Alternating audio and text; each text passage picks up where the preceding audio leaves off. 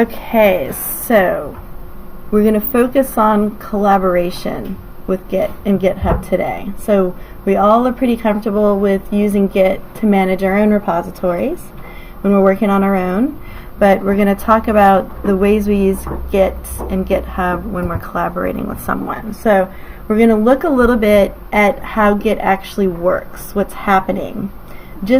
For some people that will, be appealing to understand sort of how things are working. Don't get too caught up in it or worried about it. You don't have to be an expert at this part of it. I just want to give you some explanation. We'll look at some Git collaboration workflows. We'll look at two. One that's referred to as a forking workflow and another that's a feature branching workflow. And I'll talk about when it's appropriate to use the two and how they're alike and different. To talk about collaboration workflows, we have to understand how we use forking and branching, and we have to understand merging, stashing, and rebasing. We'll look at how to create and manage pull requests and how to handle merge conflicts, although you guys have been able to practice that because of the way the morning challenges have been. And then we'll also look at the magical part of Git, which is it lets us revert or reset to a previous commit, so if we just royally screw things up, we can go back to a nice place when things were still all good and happy in our repository. Yes. Okay, so let's take a step back first. I have to. Let's see if it, let's see if it actually plays over a speaker though. Yeah, I know, because I don't think it's going to, okay. Yeah, I will, won't I? Okay. And I think I'm connected to, bear with me guys.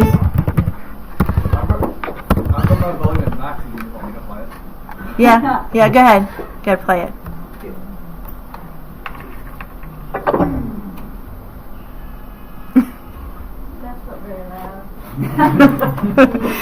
Okay, that's all right. You all know it. So if you're an Archer fan like I am, and I've played before. Okay. Just play it. Dang, at the same time. Yeah. So the way Git works is actually simple. The way it works is simple. There's nothing complicated about it, but it's really easy to get yourself in a mess, particularly when you're working with other people. And what I've noticed out working with developers is that a lot of them just don't really understand how it works very well, and when it gets messed up, they just throw up their hands and give up, and they just trash their local repo and reclone the one from GitHub and start over. And look, people that have been software developers for 20 years do that, so they just get really frustrated because it gets so confusing. But if you understand some things and you practice that understanding, it doesn't have to be that way. And then you'll be like a god in the place that you work. If you can undo hairy Git situations, they'll be like, oh my God, you're some kind of wizard. Okay, so it's pretty cool to be able to do it. All right. So what Git is really just a collection of pointers to snapshots. Okay, so each commit is associated with a hash value. So that long string of letters and numbers, it's a hexadecimal value, and it contains a pointer to the tree. And the tree is represented by the project directory structure. Okay, so it's really like a mirror of your directory structure that you see on your laptop with the directories and the files in it. The tree in turn points to each file, and those files are referenced as blobs. And you'll see that if you look at a file in GitHub, in the URL, in the address bar, you'll see the word blob when you're looking at a particular file. Okay? Each of these objects, the commits, the trees, and the blobs, are associated with a unique hash value. So everything gets its own unique hash value. Okay? And with that tree representation, Git has all the information it needs to reconstruct any given snapshot for a specific commit. Okay, so the complicated stuff is all handled by Git, but just understand that at the top level we just have these pieces of information that are represented in a tree structure, and Git uses that to reconstruct any point that we want to, that we've committed. So what's important to understand is this information is saved at the level of a commit. It's a commit that initiates saving this information about the tree at any given point in time. So if you don't commit, then you don't have a snapshot there. A commit is like a snapshot of your working directory at that time. Okay? So if you want to be able to revert back, you have to have a commit to revert back to. So if you stick too many things in one commit, it's not as valuable, you can see, right? So that's why I say just commit often. You know, just do it. It doesn't hurt to do it. It doesn't take up any space. These pointers are tiny. It doesn't take up any, significant amount of space to do lots and lots of commits. And it's the better way to do things. Now remember, you don't have to push every time you commit. You don't have to push every time you commit. So when do I distinguish? When is it important to push? So remember that until you push, it's still on your laptop. Okay? And nobody else can see it unless they're looking at your laptop. So when is it appropriate to push? When you want to sort of back up your work into the cloud, right? So pushing allows you to put it somewhere that it's going to be safe if your laptop dies or your hard drive dies. And pushing allows you to put it somewhere that other people can see it. Okay? So those are the two things that should motivate you to push. And that's not the same as what should motivate you to commit. What should motivate you to commit is, okay, I've made a change here, and I've tested this change, and I want to save this as a snapshot point. So when you commit regularly and often, and you finally decide to push, yes, is your commit history in any way part of your push? So yes. So when you push, what you push is any commits that are in your local repository that have not yet been pushed to your remote repository. So all of those commits will go with the push. And then you'll have the choice to just leave those, like have those commits listed separately, or you can squash and merge, which will kind of group those commits together in a single commit, which can make the history look a bit cleaner, but you still haven't lost those individual commits. Okay? Thank you.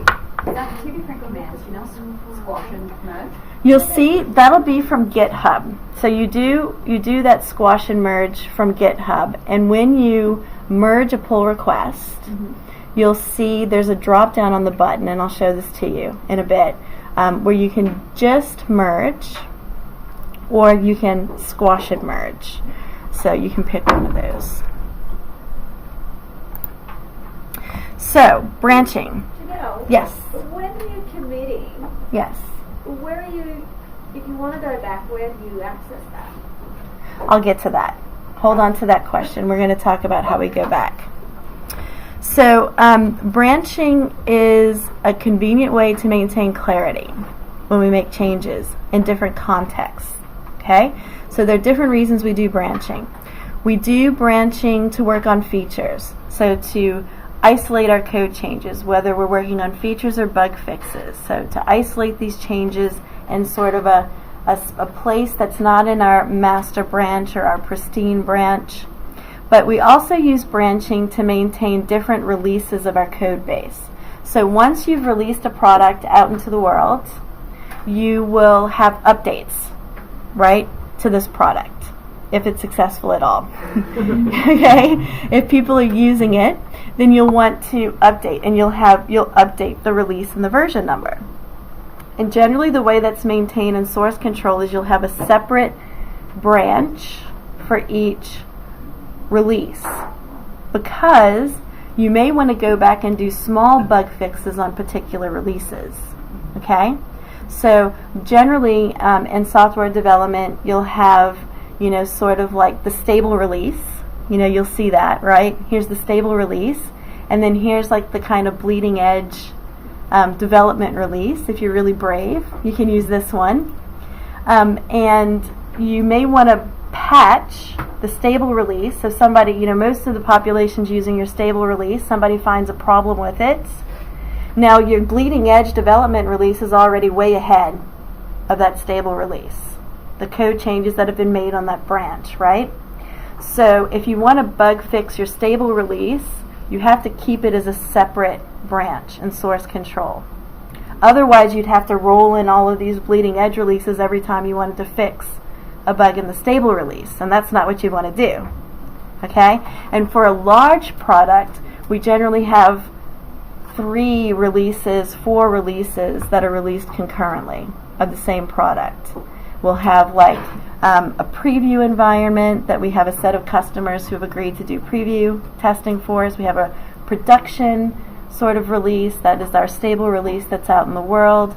We might have a release for highly secure data centers, depending on the product, that has like some extra stuff in it for security. So you might have 3 or 4 different releases of your product. You may have a release for iOS, and a release for Android, and a release for just regular web app release, and those could be maintained. They might share some source code, and if you're a good developer, if it's well developed, it will share some source code, but you'll have some differences in each of those releases, and you can maintain that in Git by just having separate branches for your product. So those are some of the reasons that we use branches. And branches are also just pointers. Okay? So we know that master is the default branch. That's the one that gets created when we have a repository and we either initialize it or clone it down. We get a master branch. And so a branch is just a pointer to the latest commit or snapshot. So we could think of commits and snapshots as being the same thing. All right? So a branch points to the latest commit for that branch.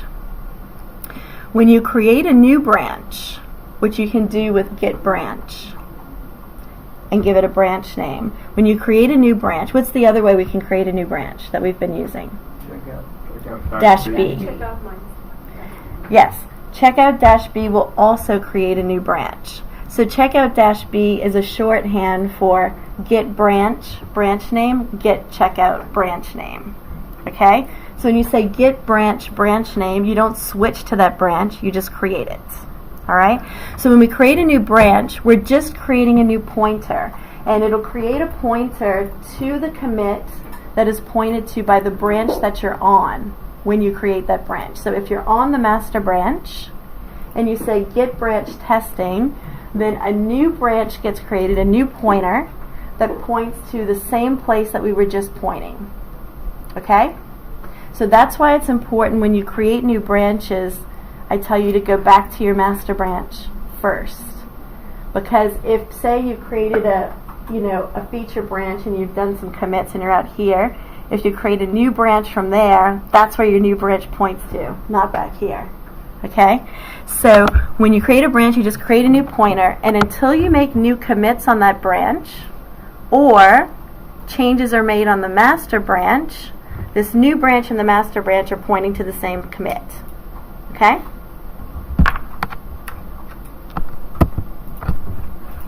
So a branch is a pointer to the latest commit or snapshot. Git branch with no arguments lists all the branches in your local repository, or all the branches that your local repository knows about is a better way to say that. Git branch and a branch name creates a new branch, so this is just some terminology. Now head, have you guys seen head when you're using Git? Seen it capital HEAD referred to? If you look at the Git log, you'll see it referred to. And so git head is just another pointer that points to the local branch you are currently on or using.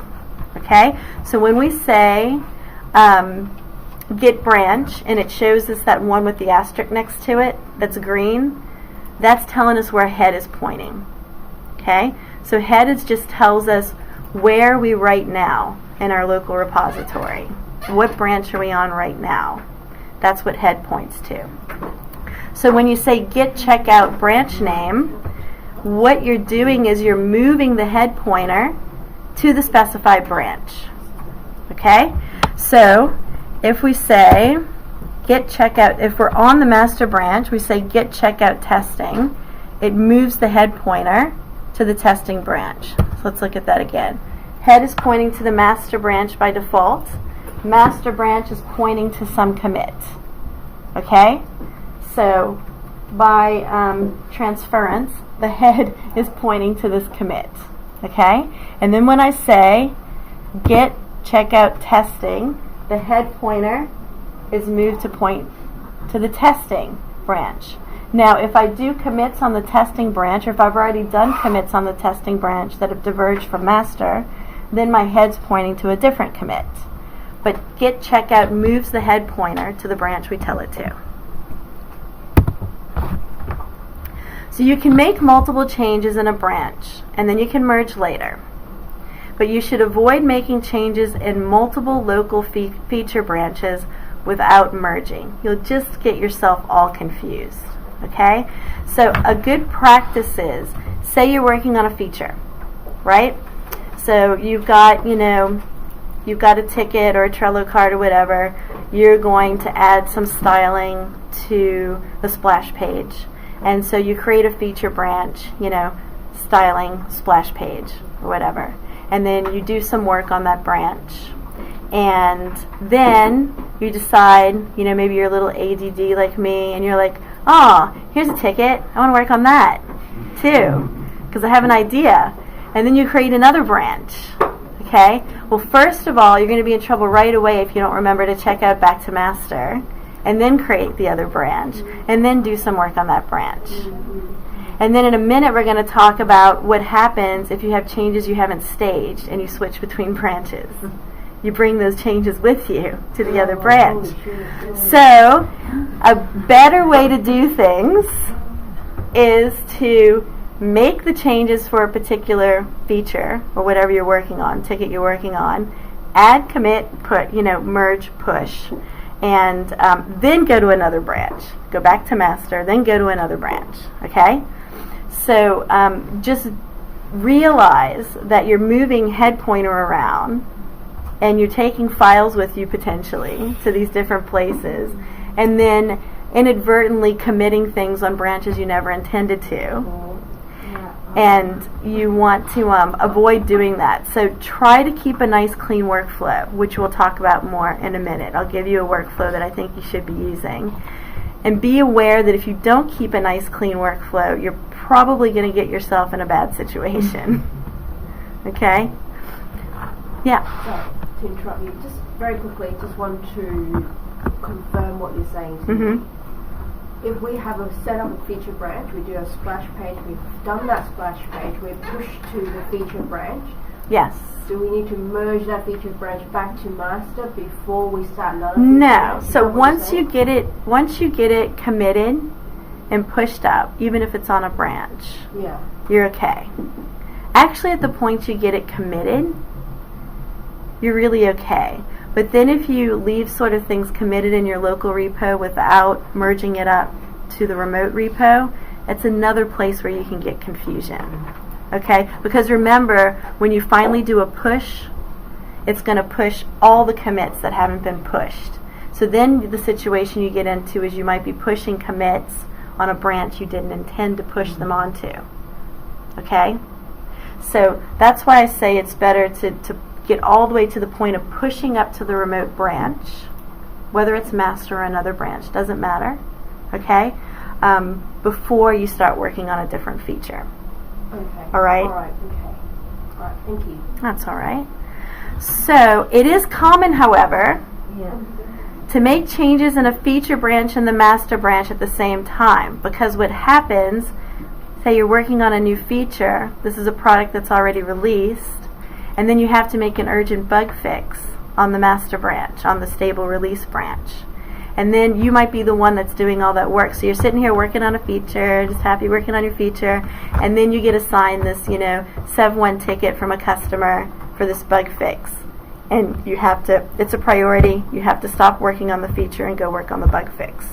So that happens all the time. So there are situations where you can't avoid switching between branches, and then you just have to be really careful about what you're doing. Okay, so we'll talk about how we manage that. So I mentioned that if you're working on a branch and you haven't staged your changes yet, so they're still just in your working directory, if you change branches, you take those changes with you. And generally that's not what you want to do. So that's when we use git stash. Git stash will let you stash the unstaged changes that you've made into a little special place with a special hash. Just puts it on side. And then when you switch branches, those changes are no longer sitting in your working directory. They've been stashed away. So then you can switch branches and you won't take those changes with you. And then you can get them back later. So say this bug fix scenario, you're working on a feature, you got some work done, but you haven't tested anything yet, it's just in your working directory, you're not done, so you haven't staged it, you haven't committed it, urgent bug fix required, got to switch to the master branch or to switch to a bug fix branch or something. So you stash your changes in your working directory for this feature, you switch over to your bug fix branch, whatever that is, you get the bug fixed, you get it added, committed, pushed up to master. Now you're ready to go back to your feature. Okay? So then you can check out your feature branch again, switch back over to your feature branch, and do a git stash pop. And that will pull off the last thing that was stashed. Now this is a scenario where you're only stashing for one feature branch. Stash is more complex than that and will allow you to stash things and then refer to, you can look at what's stashed and then you can pop a specific set of changes back out of the stash if you want to. Sorry to interrupt. So stash and commit to staging area. Two different things. Okay. So stashes, it's similar, but it stashes it in this little pocket that is identifiable by a hex number. Alright. Yeah. So it is simply a tool for you to literally stash. Literally stash your changes. Pick it up and put it over here. For That's the- right, and right. put up Just the- keep it safe over there. Sure. That's if you're using the pop. And we use pop to get stuff out of the stash. Yeah. And then you'd work on it again, and then you'd commit. And then, that's right. That's right. What's your question? What's your question, Glenn? So are you allowed? So you're allowed multiple stashes per branch, or is Yeah. it one stash per branch? I'm pretty sure you're allowed multiple stashes per branch. So you would have options, like when you're making a commit message, you Does would be that able have to. codes on? Is that right? They do have. If They're I identified. Stash, it will put a new code. That's right. That's right. So you'd have to leave something like a reference message, so you'd be able to recall that. Yeah, and look, Glenn, I haven't used stash to that extent because because my particular process is I work at such a granular level when I'm pushing stuff up, so I don't get myself into a situation where I'm making like all these different changes that I'm trying to keep track of in staging and stashes, and like I don't advise doing that. It's much better to just make small isolated changes, commit those babies. Then, you're good. And once you get something committed that you've tested sufficiently, just push it up to a branch, and then you keep things nice and simple and you don't get yourself into trouble. Yeah. Okay, so some more new terminology. So we've used pull, right? We've used pull to pull from upstream to get our morning challenges. And what pull is a combination of a fetch and a merge. Okay? So pull is a shorthand for fetch and merge. It does both of those things. What a fetch does is it gets the metadata for a remote branch on a remote connection. Okay?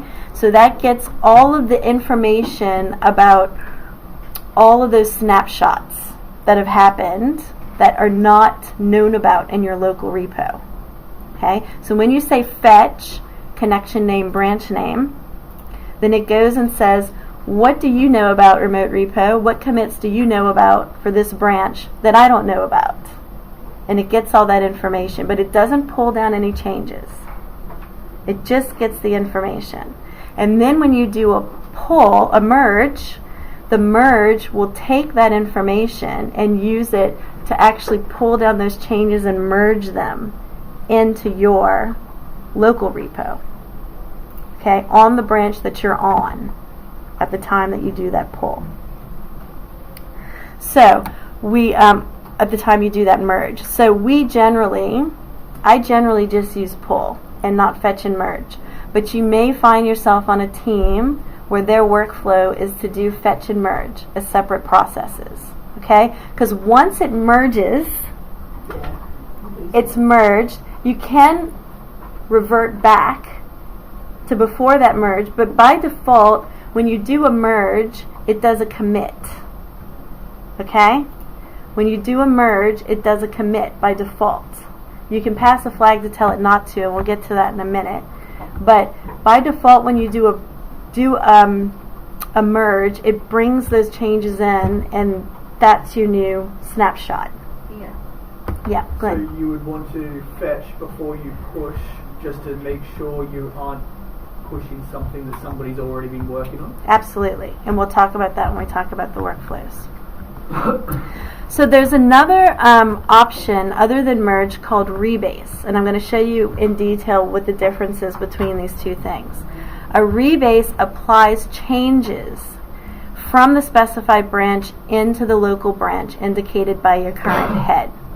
Now, the difference between merge and rebase is rebase kind of looks at the diff between what's there and what you have and plays back those changes onto what you have, which is a little bit different than a merge, and I'm going to show you in detail what the difference is. So let's go on so I can demonstrate these things, and you'll have this sheet as a reference. So basic merging.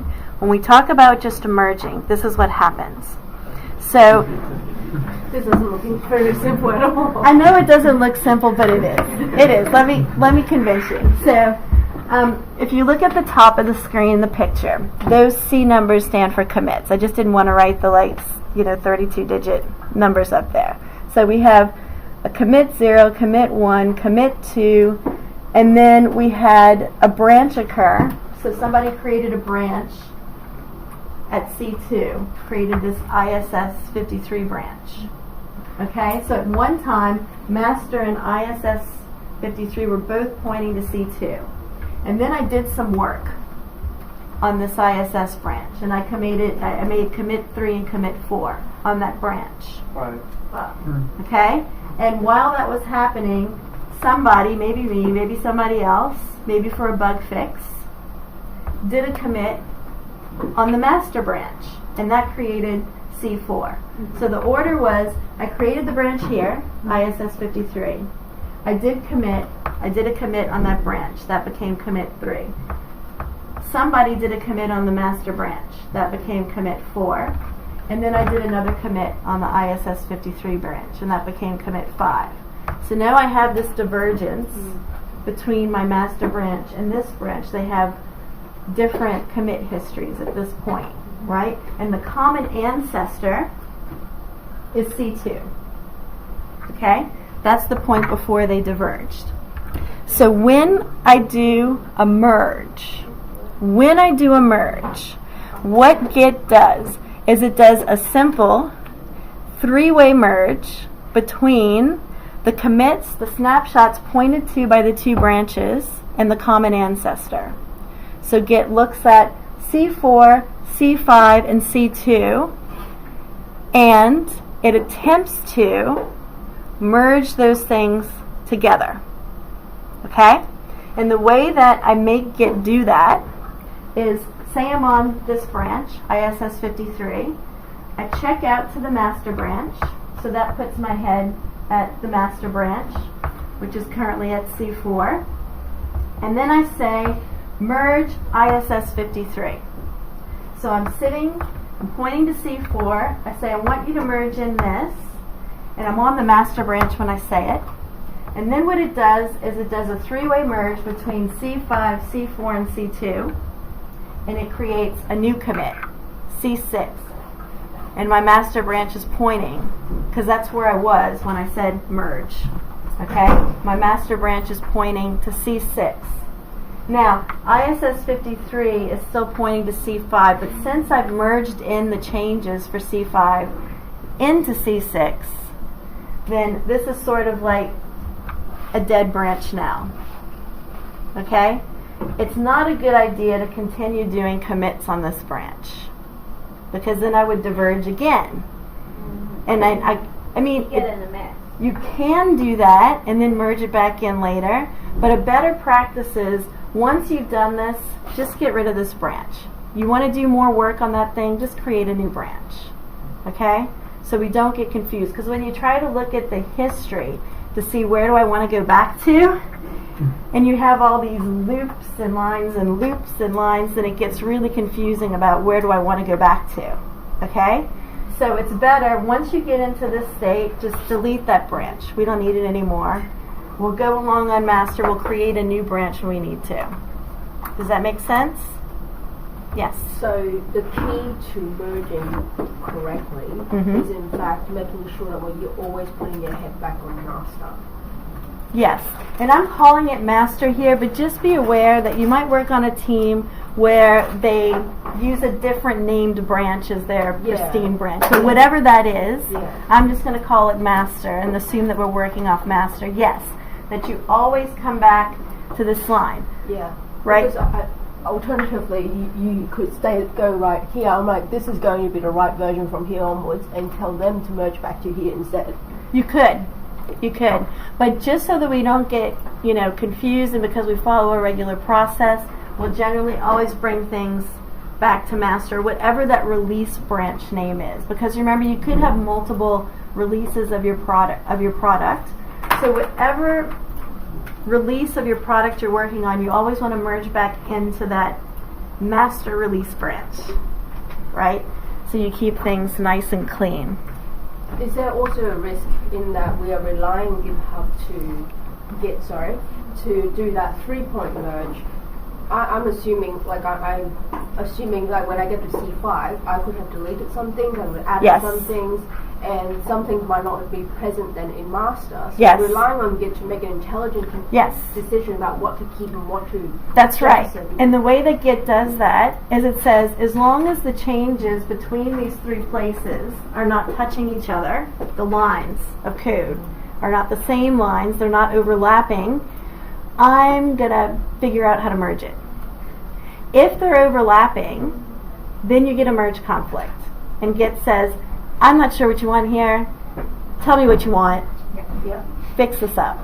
Okay? And that's when you get that alert. And that's when you get a merge conflict, and you've got to resolve it yourself. But as long as the lines aren't touching and overlapping, Git will just do whatever you've told it to do. And that's why it's important that after you merge changes, you test the result. Because Git is not smart enough to say, oh, this code actually depends on that thing that the other person deleted. And this isn't going to work anymore. Like, Git doesn't know that, right? It doesn't know how your code works. So that's why after you do a merge, it's really important to have a set of automated tests to run your code through to make sure you haven't broken anything with that merge. Before you merge? Well, so you'll merge it on your local. Generally, you'll merge it on your local, and you'll run some tests. And then you push that merged local up to the remote, so you don't break anything. And in an enterprise situation or a professional situation, you'll have some continuous integration built in to your deploy process, so that when you try to push up to the remote, there'll be some automated testing run on that there as well, and it won't let it merge in and deploy if the tests fail. Okay? But, so when you do this merge, you'll do it on your local first. Okay? You'll do this process on your local. And then you'll test yourself. Make sure you do your best not to embarrass yourself when you push it back out to the remote. Yeah. But still it happens. We do testing on our local, we push it up and we break something. And sometimes it's our fault, and sometimes it's not our fault because somebody else put in a change at the same time we did or just after, and the combination of the two broke, right? So this is where good team communication is important, good planning is important, working together is important, but it's still not going to catch everything, and you're still going to break stuff, and it's okay. That's a part of the process, and that's where it becomes important that you have good automated tests built in to your code so that you can do all that you can possibly to test every time merges happen. Now, if they're not automated tests, it's going to take too long, and nobody's going to do it because they'll be like, I ain't got time for that. And that's when we get into trouble and we release bugs to customers because we don't have enough tests running against our code. And we release bugs to customers, and the customers become our manual testers. We do that all the time. So does Git have any built-in gateways for testing? So there are tools like Travis CI is a tool, and it works with deployment. So generally what we'll do is we'll be deploying our application to some environment. Now, in the open source world and in the small company world, that might be to somewhere like Heroku or to AWS. Okay? And then you'll have built into that connection to the GitHub master repo. And when any push or merge happens into that master remote repo, it triggers this process that does some automated testing on those changes and then deploys it to Heroku or to AWS. And if those tests fail, it doesn't deploy. And people get emails saying, there's an error. And then there will be somebody's job, or maybe everybody on the team's job, to look for those alerts. And whoever's responsible for the change in that merge that broke things needs to either go fix the test, because sometimes the tests need to change, or they need to go fix their code and push that fix up. So in a nicely crafted development environment, that's how things work, and most of the problems get caught by that process, right? But that depends on so many things, right? That depends on the automated test being there. It depends on the test being like testing what's really important to test. It depends on good communication between the people on the team, so we're not causing problems left and right and spending all of our time trying to get the thing to deploy because we keep getting errors from the automated tests. And that means you've got a team of really good developers who are all disciplined, work together well, write automated tests, and that honestly is a bit of a rarity out in the world. So one of the things that we hope to do in this course is to make you good, disciplined developers who know how to work with other people so that when you go out there and work on teams, you're happier because you feel confident about what you're doing, and the teams you work with are like, man, we got a gem here. This person really knows how to do their job well. Okay, so there's I can tell you the last 2 or 3 teams I worked on did not work like that. So, and like the last product I worked on, we had 6,000 open customer tickets on our product. And that's because we didn't have a good process. And we pushed bugs out to the customer all the time. So, and that's not a happy place to be as a developer, because then you feel like not very competent. And you feel stressed and overwhelmed all the time by the number of tickets. And it's not the fault of any of the developers individually, like they weren't good at what they did. It was that they weren't trained, or the processes weren't set up to have that automated testing built in and those good practices. And once you have a code base of 10 million lines of code, it's really hard to retrofit that in. So Yeah. So you'll see What that. you're looking for is toxic. Yes. Yeah. So look, you should be aware of that, and when you go interview for jobs, you should ask them about their automated testing and their deployment processes and how they communicate with each other and how they work together as a team, so you don't find yourself on a team that is dysfunctional. It just seems like testing, automated testing, is like the goalposts that you set for yourself. It really is. It's so important. It's so important. Absolutely. Also, if you ask those questions in the interview, it shows that you A, have awareness of those issues, and B, that you care about them. Yeah. Because most people won't ask. Yeah. So that sort of puts you up here, Definitely. top of the pile. Do most people not ask, do you reckon, because they just don't know, or they just don't care? I think a lot of people Or- don't know. Either Yeah. or both. Yeah. Yeah, exactly. Yeah. Or they're just so desperate to get a job. Yeah. But then do you really, I mean, and it's fine, you know, when you're just starting out to like get a job to get some experience, but don't linger in places like that because you just won't enjoy your job, you know? But the more that you be a developer, it's hard to say that you don't know about these issues. It's Plenty of them endemic. don't though, look, plenty of them don't. You can't. This is not something that you can blindfold yourself to, though. They do though. I'm on your desk. They do because, is and like the way you the justify it is you're like, I have so much work to do. Look at all of this code that I'm pushing up and all of these tickets that I have assigned to me. I'm doing the best I can, you know. So that's the situation they find themselves in. It's a Sisyphean exercise, Mm. essentially. Yeah. You're actively contributing to your own downfall. Yes. Yeah, but you're also getting paid. You're also getting And paid. you might have children. That's right. That's right. That's right. And everybody, so when you're in a situation with a lack of integrity like that, people tend to not call each other out because they don't want to be called out. So you just kind of like go along with it. You're like, yeah, it's all good. It's fine. It's fine. Oh, welcome to Australia, Press. Okay, so let's look at rebasing. What's different about rebasing? So in rebasing, we have we've merged, not merged, we have diverged from a common ancestor. So master, or in this case, master was here, and we created an experiment branch from here, from master, and then we did a commit on master, and then we did a commit on experiment. So we have this situation, okay? And what a rebase does is it plays back the changes from the branch that you rebase. So you check out to a branch, check out to experiment, okay, or you're already there.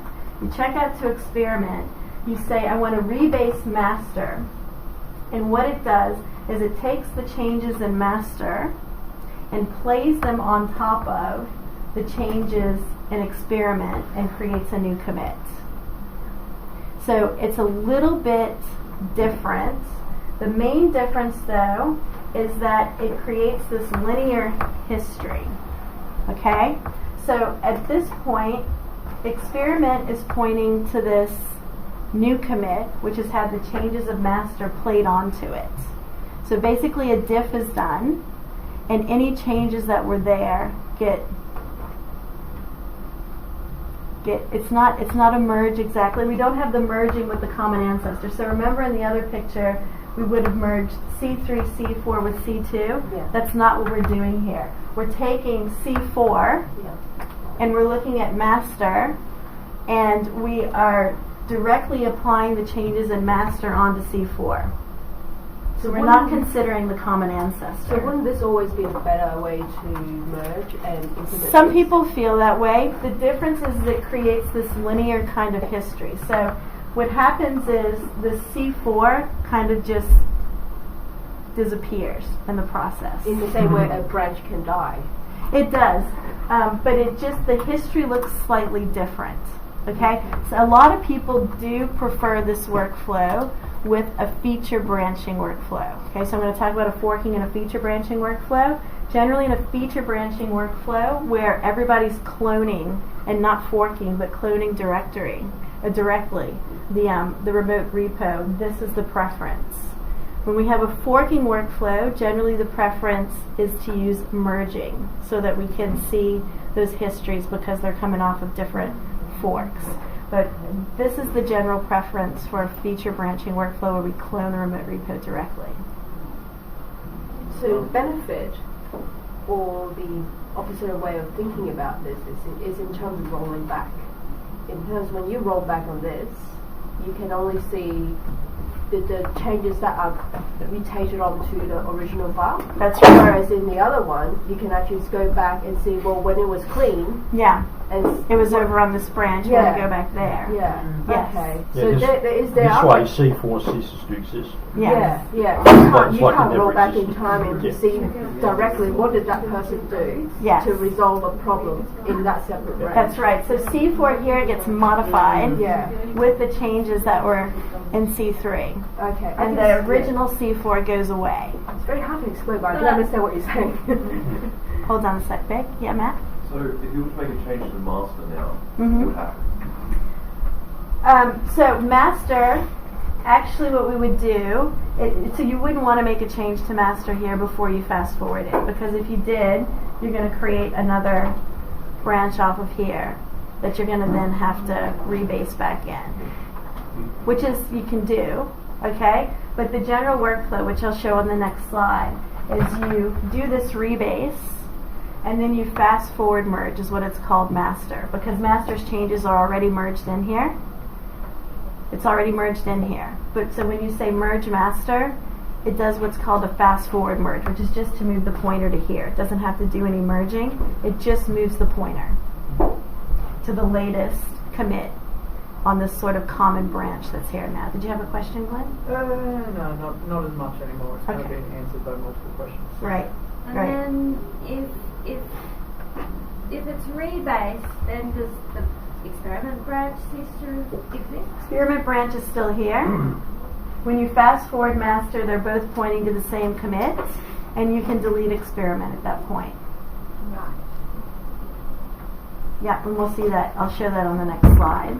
Yeah, Jack. So rebase is like pushing that branch into the history path of master, and then master is actually behind by a commit. So master needs, the head of master needs to come forward a commit. That's So right. It's behind in the linear history. It is. Yeah. That's right. So this is what it looks like. So we do the rebase, and then we're going to fast forward merge experiment into master. Then we can delete experiment. So then we were on experiment, and we did a rebase master, and that pulled master into this modified C4 commit on experiment. Then we say check out master, and we merge experiment. So the words, like the commands look the same, but you'll even see it'll say something about it's doing a fast forward merge, because it'll recognize that this C4 already has master changes, the C3 changes merged into it. Okay? So it'll do a fast forward merge and point master to the same commit, and then you can delete experiment. So rebase just gets the code that's in C3 and C4 Yep. and just puts them together. Puts them together into C4. It doesn't do any like checking the code and merging or nothing. It just kind of It is a merging, but it's referred to differently because in Git, merging is between a common ancestor and two other snapshots. And this is referred to in Git as a rebasing because we don't consider the common ancestor. We just take wherever the other branch is and bring that into, yes. A good way of thinking of it is just like you're retroactively applying changes to another branch Yeah. that another branch has made. Yes, on a common ancestor, yeah. So is it like then innately sort of more risky if you've got poor communication? Yeah, potentially. Yeah, because you've lost this other branch, this other commit. You can't So go back.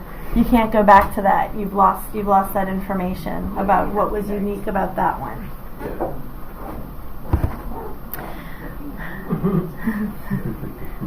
So here you go. An Archimedes. You want merge conflicts because this is how you get merge conflicts. So I've explains how it's when you work on the same section of the same file. That's when we have the condition for merge conflict. So if your team members are working on different files or different parts of the same file, you're not going to get a merge conflict. All right? It's when two different people are working on the same part, these co-located intertwined lines. Like the same method. Like the same method, exactly, that we're going to get merge conflicts. So you could avoid it by keeping your changes that you do yourself, each person really small, make a change, add commit push, make a small change, add commit push. So doing that, or even just add commit, right? But add commit push is better because again, we're going to have to merge these two commits. So add commit push. And then the other thing is, this is something that people forget to do sometime, and we'll talk more about it in a minute. Always pull the latest before you start making changes. So you can get yourself into trouble just because you're working on sort of a stale local repo, right? So changes have been made to the remote repo. You haven't fetched and pulled down the latest changes, and you create a branch on master. You start working on that branch, and there have already been changes made in the section of code you're working on. And you don't have those changes in your local working directory, right? So then when you try to merge in your changes, you get a merge conflict. So always make sure you pull down the latest before you start working. And then, as I'll talk about in a minute, before you raise a pull request, make sure you merge in the latest changes from what you're going to raise a pull request against. Okay? Sometimes it's just unavoidable, though. It's going to happen. It does happen. And then you just have to know how to fix it. Now I'm going to skip through this part, except to just cover it lightly, because I want to get to the other things, and if we have time later we can look at merge conflicts, but since we've already done that, I'm going to kind of skip past this bit. So there are different ways you can manage merge conflicts within GitHub itself. Has anybody played with that? So when you have a merge, when you raise a pull request, for example, and that pull request causes a merge conflict, right in GitHub itself you can say resolve, and it'll give you this kind of crappy editor where you can make the changes there by hand, like deleting these, extra lines and making sure that the lines that are left are the ones that you want. So it's kind of like, hard force editing this thing in GitHub. I don't like to merge conflicts that way unless it's super simple. It's like really trivial, then I might do it that way. But the way I prefer to resolve merge conflicts is in VS Code, the way that we've done, right? Because it's just easier, especially if there's lots of merge conflicts. And VS Code nicely shows you, highlights in blue, the files that have merge conflicts, and gives you those nice little links. You can say accept incoming, or accept current, or accept both. And I just find that it's a nicer way to do it if there's any complexity to the conflict at all. Yeah. So once you fix a merge conflict, whether you do it in VS Code or in GitHub, you will want to switch to the master branch, get the latest. So you've merged in, you've fixed your merge conflict, and you've merged that back in and done a commit, right? You've done a commit. So then you want to pull the latest from master after you've done that merge into master with the fixed merge conflict. You want to pull that down because that's going to generate a commit. When you fix a merge conflict, it generates a commit. Okay? So you want to pull that down and push it to your fork if you're using a forking workflow. Don't worry too much about that. We're going to talk about it in the... Yeah, leave it alone. Leave it alone. Okay, let's skip past this. And let's talk about some workflows. Does anybody need to grab a drink of water or something? We take 5 minutes? Are you okay? You alright? Let's go on? Okay. So, we're going to look at two popular workflows for Git. The first one is a feature branch workflow. So here, now both of these use feature branches, okay? But when I say a feature branch workflow, I mean that we have no forks. We have one central remote repository that everybody clones directly. So in our forking workflow, we create a fork That creates a copy of the remote repo under our own GitHub account, and we clone down our fork. We do work in our fork, and if we want to merge it back into the central repo, then we'd have to raise a pull request. We haven't really talked about that yet. But in a feature branching workflow, a pure feature branching workflow, we don't fork. We just all clone down the repo, the same repo from the same account. We all clone down that repo. We create branches to do all of our work. We never do work directly on master. We always create a branch to do our work. And then we raise pull requests against our branches into master. May I use an example just to better understand? Let's just say Matt and I are working on the Monster Smash console. It's on his account. Yes. If I need to use a feature branch workflow, let's just say there's another person. Let's just say Farash is working with us. Yes. What would it look like? So one of you would own the repository, be the maintainer. So Matt. Right. So if it's under Matt's account, right? Yeah. Then all three of you would clone that remote repo down to your local machine. Yeah. So your local repo would have an origin connection to Matt's account. To Matt's. And Matt's so the repo in Matt's account. Commit and push things, we always push to Matt's account. That's right. But so because of that, you never push on the master branch. Never. You never push on the master branch. You always push on a feature branch, and then you raise a pull request in GitHub to merge the feature branch into the master branch. So that means each of us will have our own branch. Would that be right? Every change that you do should have its own branch. Every change. So every piece of work that you work on as a unit. So let's say, for example, you're going to work on like you're working on the splash page. Yeah, somebody else is working on the nav bar. That's so right. It's the feature of the splash page. So all the changes you make to the splash page. Yes. Every change you make to the splash page, you have a branch. Think about it as the work associated with a Trello card is even better. Okay? So a Trello card should represent a piece of work that you can do in a small period of time. Depending on the length of the project will determine what that period of time is. If you're working on a project that's only going for 2 weeks, then a Trello card probably should represent work that only takes, less than 4 hours, let's say. Okay? So you say this piece of work represented by this Trello card was going to take less than 4 hours, we anticipate. Okay? That Trello card should be associated with one feature branch.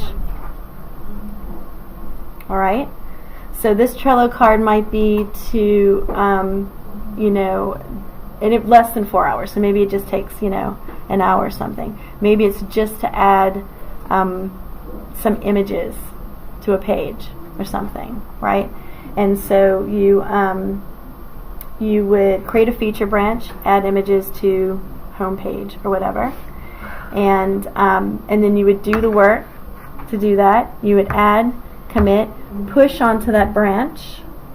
Okay, so git push origin, add images, home, branch, and then you would go to GitHub and raise a pull request that was going to be between that branch and master.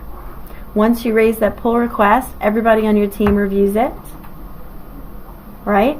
And when everybody agrees, yep, this is okay, then you merge the pull request into master. So how come we have to push a branch? How come we can't push master? Because if everybody's pushing master, it's mayhem.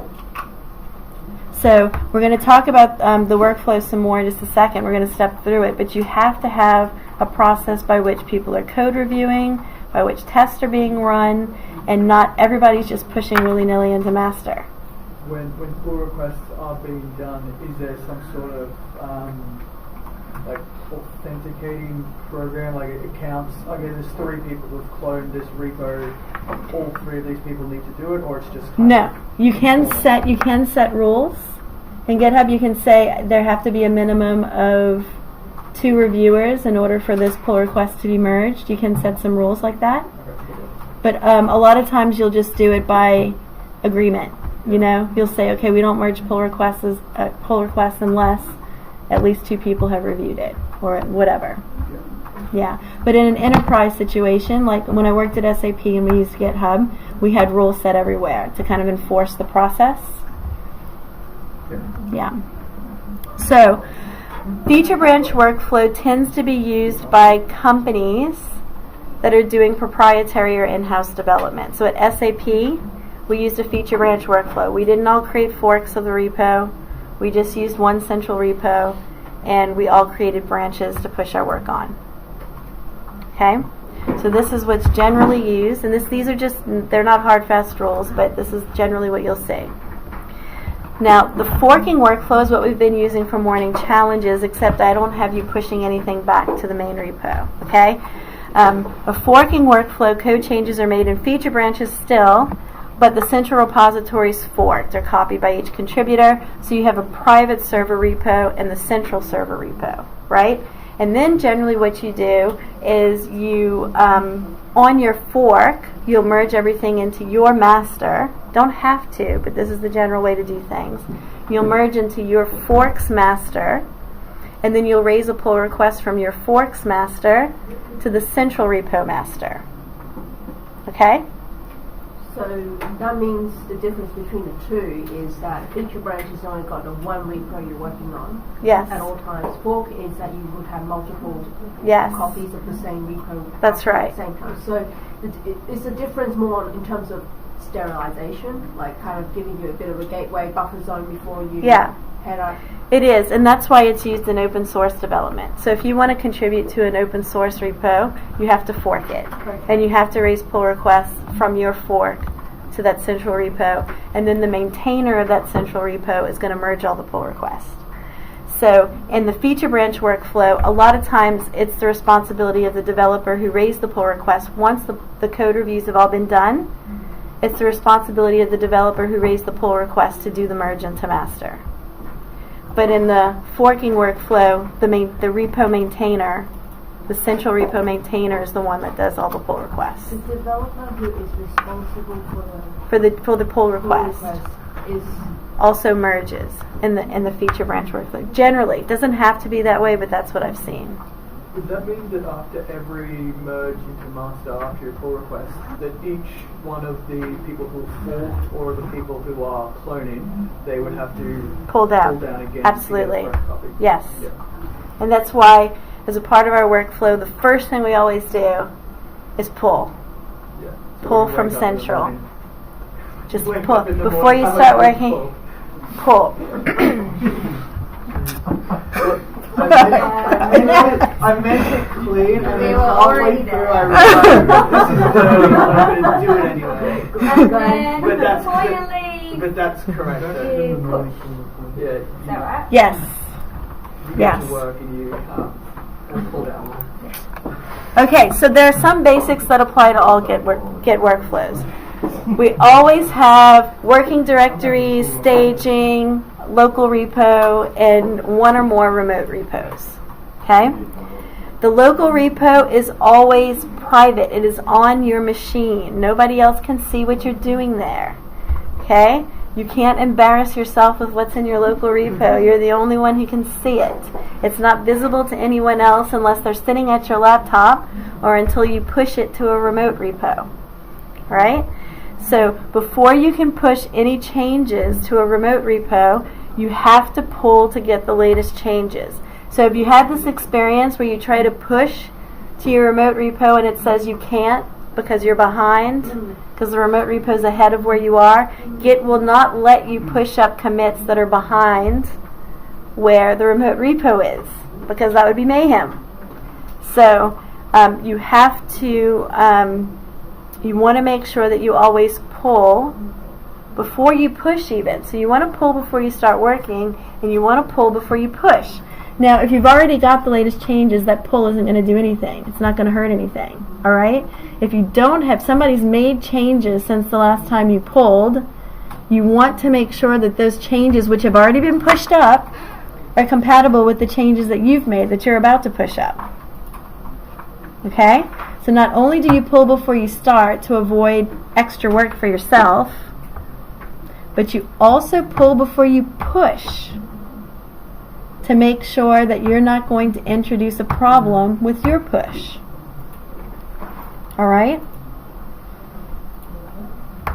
So again, if you do these changes in small increments, you're less likely to get frustrated by this process. You're less likely to, you get this work done, you're all happy with it, you've tested it, you're like, yeah, it's brilliant, I'm going to push it up. Okay, I've got to pull down first, make sure there's not something else there. And then you pull down something and there's a merge conflict, and you're like, what the hell?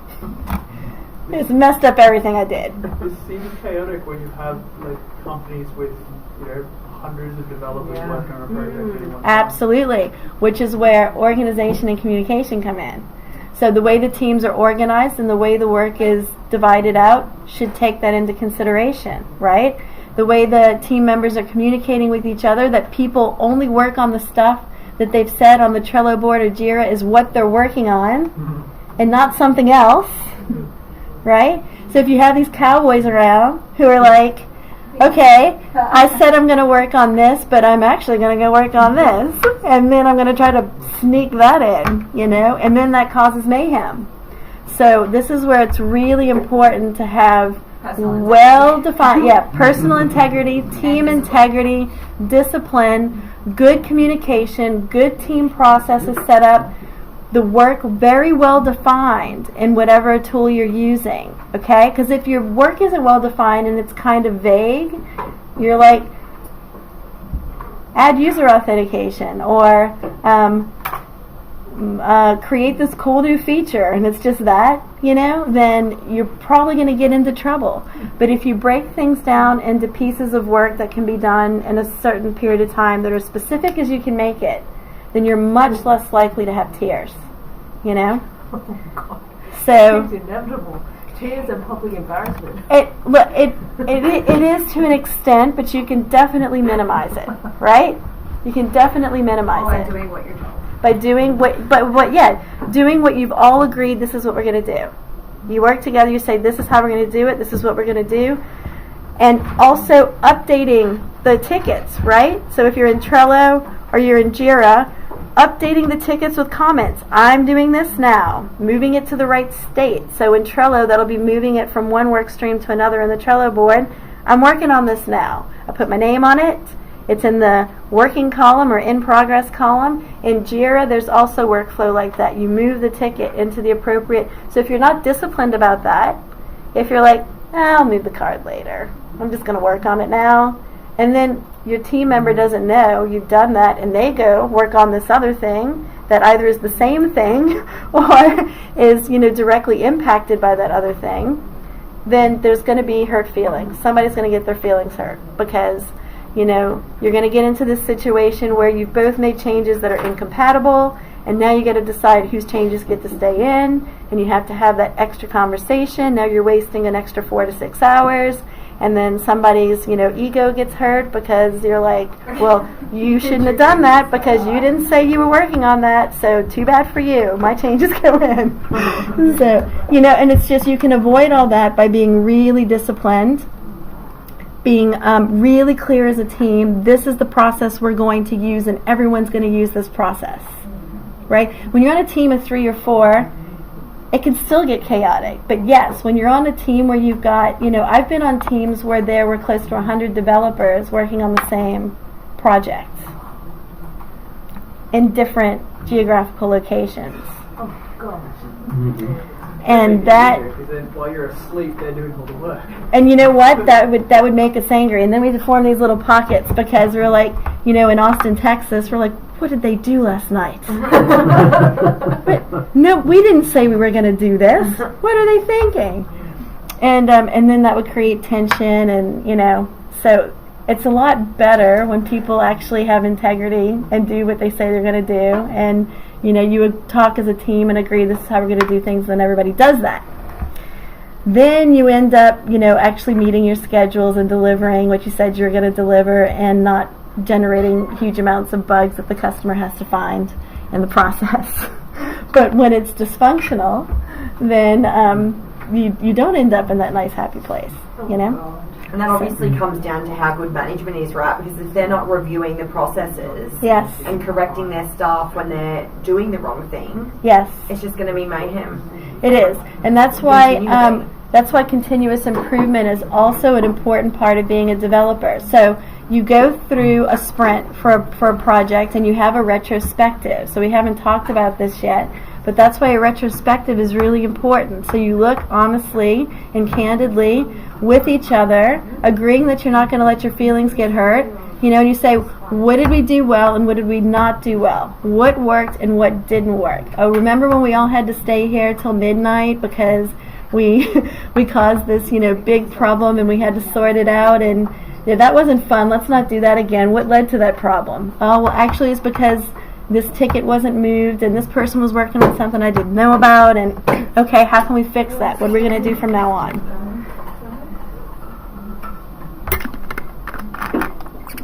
Okay, I digressed a little bit, but I think it was a good conversation. Yes.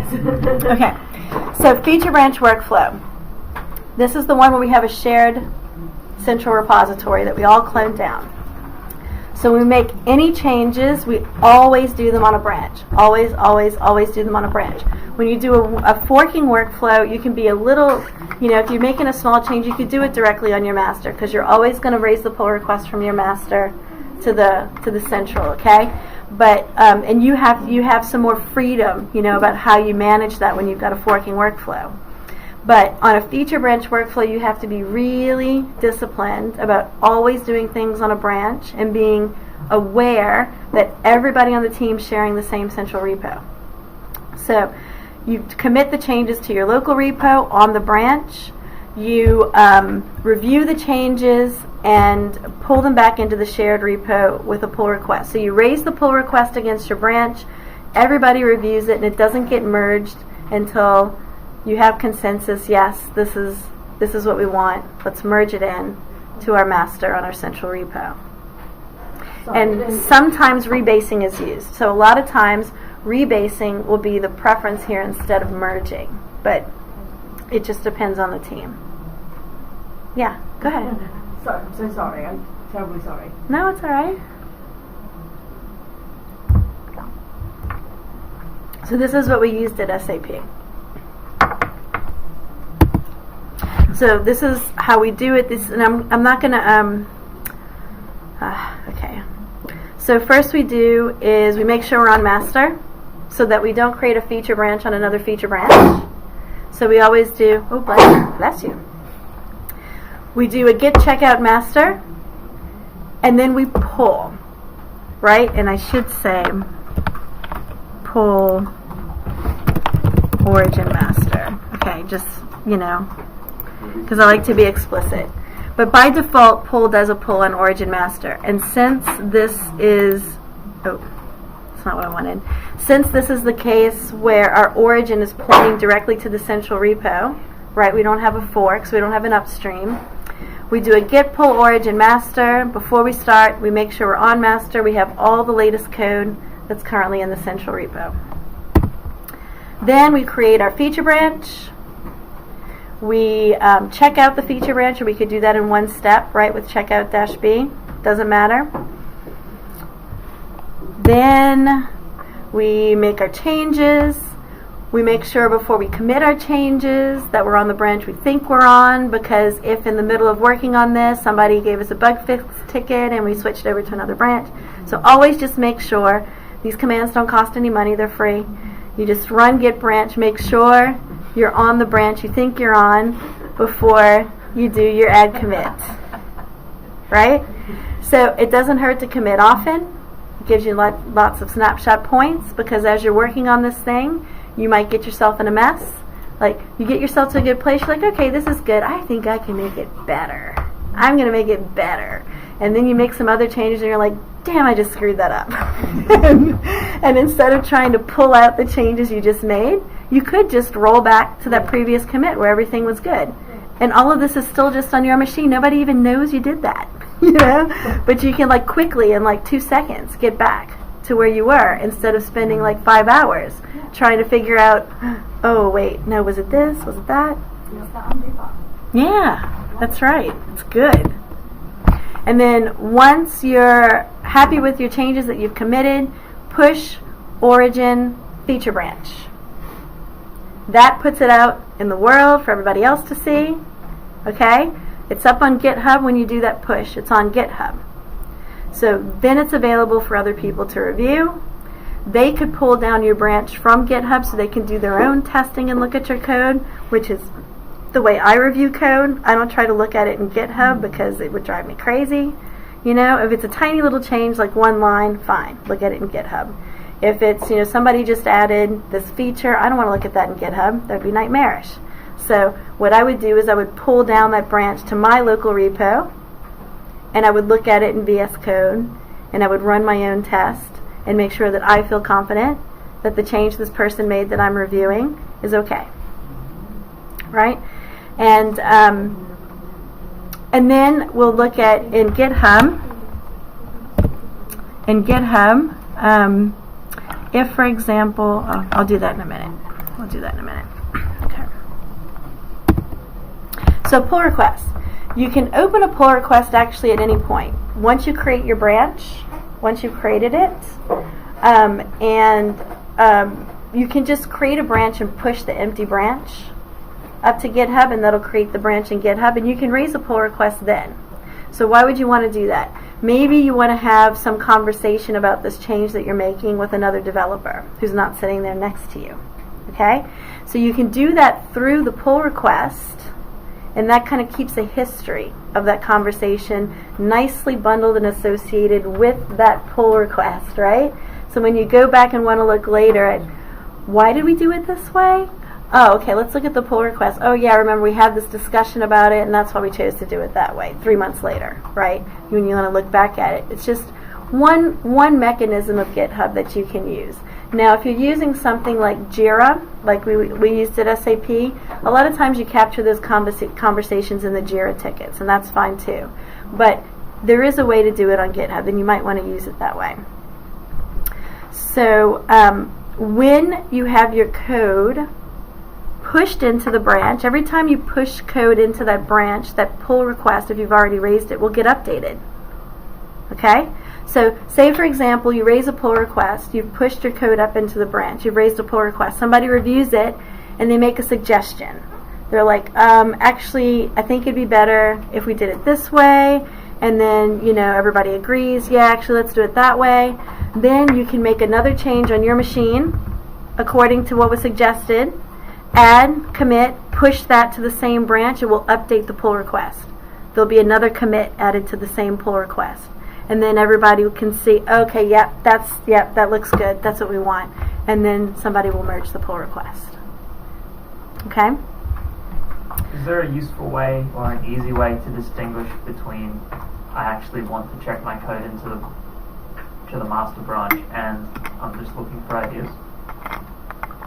It'll just be in how you comment it. So when you ask somebody to review your pull request, in that communication, which you can communicate in the pull request, and you can use the @mention system to tag specific people, they'll get a notification that you've added a comment that's referencing them. You can say, this is ready for review, and that's typically what you would do. When you're actually ready for somebody to review the code to push it in, then you'd say, @whoever, this is ready for review. Okay? If you just want to ask a question about it, @whoever, can somebody have a look at this and tell me if this looks like the way we should do it? Is there sort of like a version history for commenting and code updates? So there's like, you'll see comments before a set, like, yes. code is updated, so like it's not like there's just one comment history for the whole block of code. Yeah, no, you'll be able to see. Yeah. You can see the conversation as the code has changed. You can. Yep, and I'll show you that in a minute. And so I mentioned this part already. Sometimes the repo maintainer will complete all the merges to master, and sometimes they'll ask developers to do it on a feature branch workflow. It depends on the team process.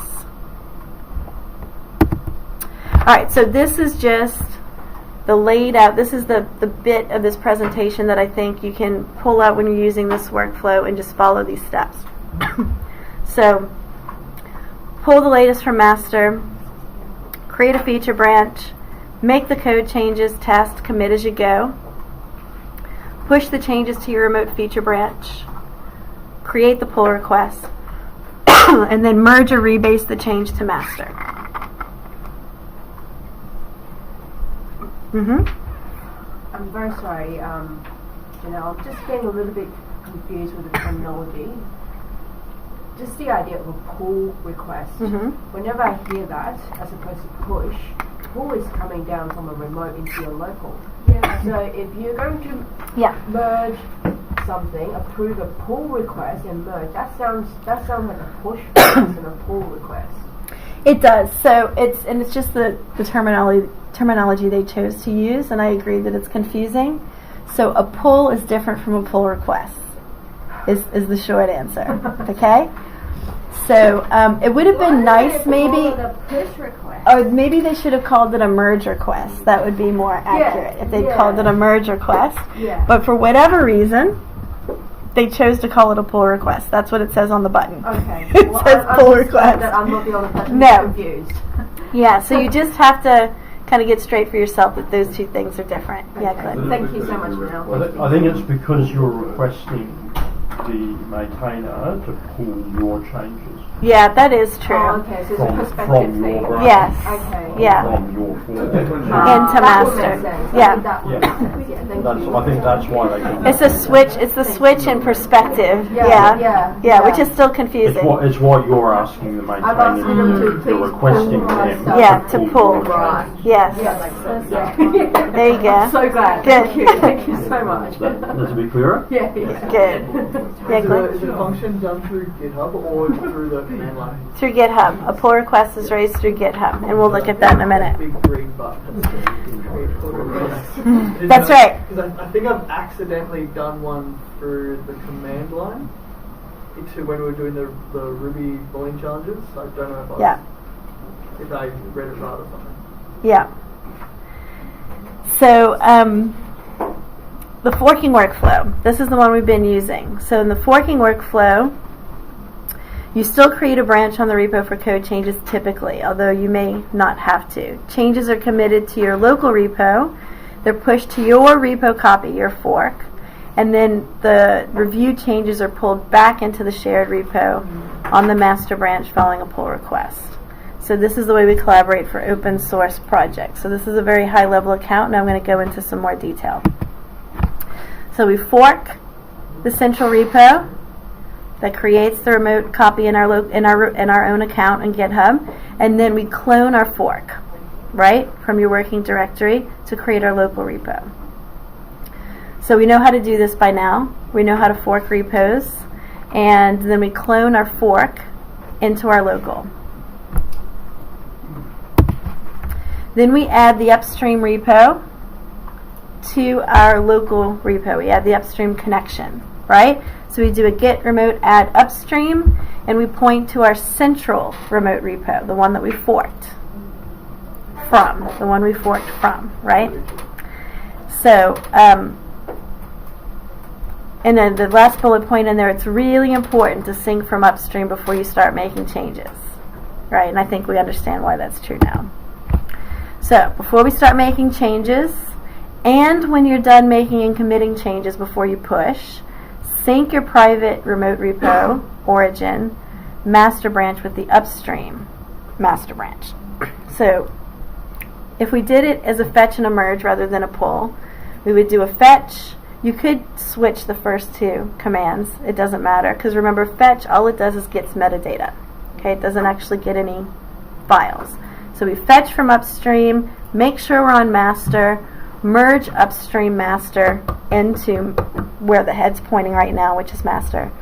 And then we push that to our fork. And that just makes sure that our fork, the point of us starting, our fork master matches the central master. Does that make sense? Okay, so remember, this is the case where we have a fork. We have a fork of the repo, right? So our origin points to fork, our fork, and upstream points to our central repo, where our project lives. So before we do any work, we make sure we're in master, in our local repo. We're on master, git checkout master. We fetch and merge or pull, either one, from upstream, central repo. We make sure we have the latest code before we start, right? And then we want to push that latest code into our fork. Yes. Because we're going to be committing stuff against our fork. Yep. And we want to make sure that we're committing against the most recent code. So just pulling it into our local does not guarantee that our fork matches that. Yeah. Right? Yeah. We've got to pull down from upstream, push to our origin. That gets us starting with our fork, our origin, and our upstream master matching. We want to start from there. And that's what this does. Okay? Checkout master, pull upstream master, push origin master. So with the condensed version of the story be always get the latest from the change. central repo into your own repo and then Yes. pull from your own repo into your own computer. Yes. Okay. I'm just going to condense Just this a little sometimes bit. have to use baby language to get this right. Yeah, that was the most complicated baby language I've ever heard.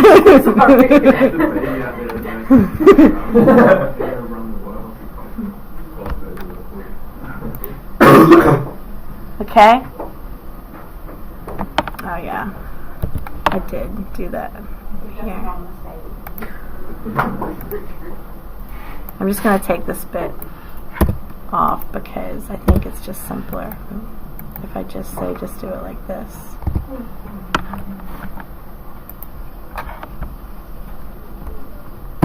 Okay. Then, now we know we're all in sync before we start, so that's a good place to start. Okay? It's a good place to be. So then maybe we stepped away from the computer, maybe we did other stuff, maybe we, worked on another branch. So again, unless you just did this step that we just saw, make sure you're on master before you create the new branch. Because if you didn't just do that step and you put yourself on another branch, maybe just to look at something, maybe you were showing someone something and you didn't check out back to master, then you're going to create the situation where you branched off of a branch. And that's ugly. Yeah, that's just messy. You don't want to do that. So my habit is that I always just, even if I just did it, because again, these commands don't cost any money and they're really quick.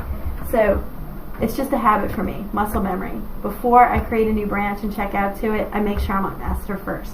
Get checkout master, get checkout -b, my feature branch name. Make the changes to add your feature, doing adds and commits along the way. Then push your commits on this feature branch to your fork. Git push, and you have to use -u generally in this case to set this branch as an upstream branch for this repo. Okay? If you forget the -u, it won't work if it needs it, and it'll tell you have to use -set -upstream. -u is just shorthand for -set -upstream. Okay? So git push origin feature. All right? Now where does that put your commits? Where are your commits now? Feature branch? Where? Your feature branch Of your fork. of your fork. That's right. So they're in GitHub on your fork in the feature branch. So I don't understand, sorry. What's the upstream all about? I don't understand it as well as I'd like to, Matthew, so I'm going to avoid talking about it too much. Oh, okay. But there are some circumstances where Git, I think if it hasn't fetched the metadata about that branch existing and you try to push to it, it'll say, I don't know what that branch is. So like I said, if you leave off the -u and Git needs it to know where to find that branch, you'll get an error that says use set upstream to set this as a remote branch. So I think it's when your local repo doesn't have metadata about that branch. Now, if you're the one who created this branch, it'll have the metadata and you won't need the -u. But there might be a circumstance that somebody else created this branch and you're using it. It's possible. So using the -u will never hurt. Not using the -u, if you need it, it will tell you. So you can't really go wrong here. It's not something that you should really worry about. So when you look at documentation online, a lot of times you'll see the -u there just because they don't want people to get confused if the -u is necessary and you didn't include it. Okay? Cool. Alright, so that gets the changes in our fork on the feature branch. So, now, before we raise a pull request, okay, before we raise a pull request, we want to make sure that if anybody has made changes in master on the upstream repo, that those are not going to conflict with what we're about to try to raise a pull request on to merge into master. Because while we were doing this work on the feature branch, even though we started in sync, somebody may have merged something else into master. Okay? And now upstream master is no longer in sync with our local repo or our fork. Okay? So then what we do is we make sure our master's current. I'm going to do this. I'm going to add 2 more steps here. We're going to make sure our master is current.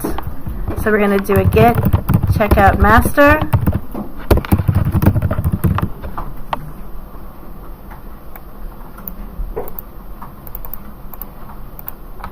And we're going to do a git pull upstream master.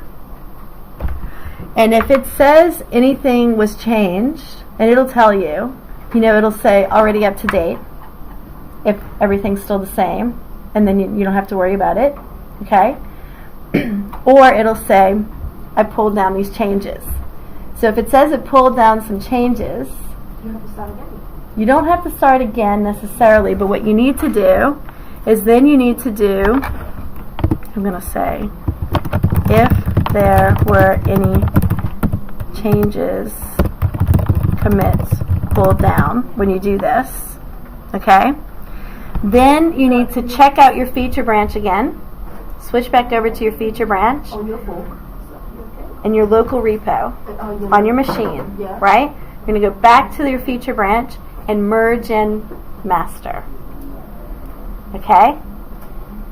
So, what we've done there, I'll explain this again. Say again? You've got an asshole commit. Oh, do I? Okay.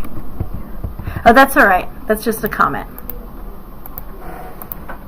So, we've made our changes in our feature branch. We've pushed them to our fork, and you could even do this before you push it to your fork. Okay, you could do this before you push it to your fork, but it doesn't matter. You've made your changes. You started from a clean slate. Everything was in sync. But now you just want to make sure that nobody else has made changes since you've done that, right? So what we do, we were on our feature branch. We add committed and possibly pushed to our fork. Now we're going to go back to master, and we're going to do a git pull upstream master. Okay? We're going to do a git pull upstream master. From the central repo. That's right. That's right. Into our working directory, into our local repo.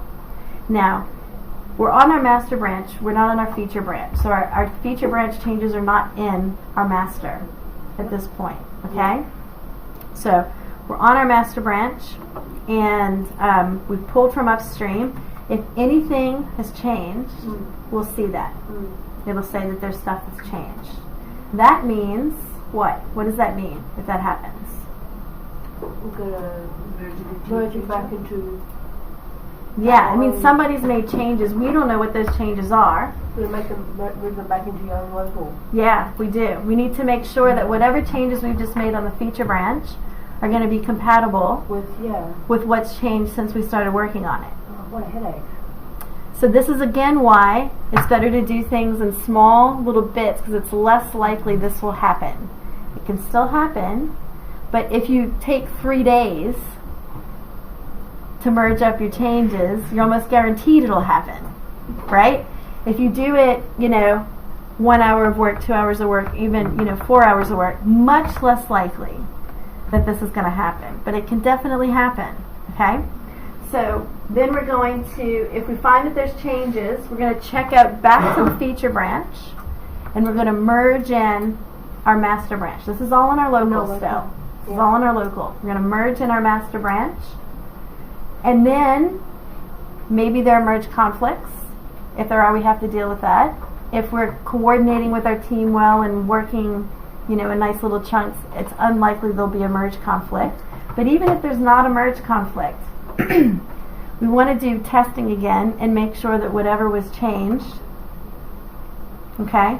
And we can see what changed by doing a git diff at this point. Because when you merge in the master, if you do a git diff, it'll show you exactly what's different between what you had before and what you've just merged in.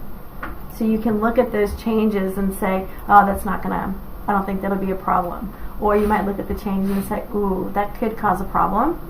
I need to look closer at this and go look at the code, maybe make some changes, and at the very least rerun your test, right? To see, okay, things still work the way they worked before I merged in these changes. Okay? So we don't like when this happens, and we try to avoid it with good process and being disciplined, but sometimes it happens. So after that, then we'd, if we did have to make any, at this point we would have to do an add commit push again, because now we've merged in some changes, right? From the master branch, we've changed what's in this feature commit that we've done. So we've got to do add commit push again to our forked repo, right? Now, in this workflow that I'm showing here, we're still pushing code up to our feature branch and our fork, and you can raise a pull request into the central repo, the upstream repo, from the branch on your fork. Other people may prefer that you merge your feature branch into your master, okay, and raise the pull request from your fork master to upstream master. Either one of those is fine, okay? For me, there's not a whole lot of difference, all right? But you just agree as a team what you want to do. I think all of this will be really great if it was like in that diagram again. Yeah. So we've got diagram to show how the different ways that you can do it. Just when you go from your central repo to your local repo to your computer, just to see how it all goes together. Yes. Yeah, because at the moment it's all a bit like we're all just calculating and this like this. Yeah, you're right. Yeah, I'll try to make some docs or some diagrams that make it more clear. Okay, so here's my recommended change process for a forking workflow. So we pull upstream master, and if we see any changes, we push that to our fork. Push origin master. Create a feature branch. Make the code changes. Do our commits. Push the changes to the remote feature branch. Now the reason I say push it at this point is because then it becomes available for other people to look at. So you can say, have a look at these changes I made. You can ask other people to pull it down and test it. If you have a separate testing team, they have access to it to pull down and test. So that's why I have it suggested here that you do that at this point. But then you need to check to see if there are any changes in upstream master since you started. So probably you should do this before you push up. I might change the order of those. So git fetch upstream master. I'm going to change this to just a checkout master. Pull upstream master. And if it shows new commits, then you have to merge or rebase at that point. Okay? Then, yes. Yeah, go ahead. Can you add that in? I can. If it shows new commits.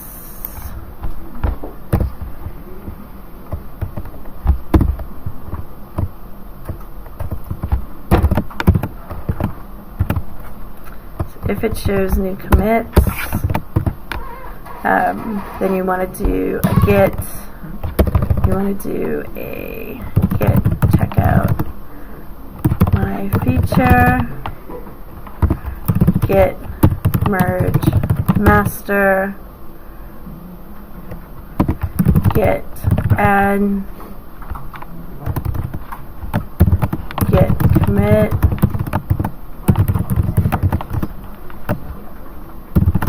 git push origin my feature. Yes.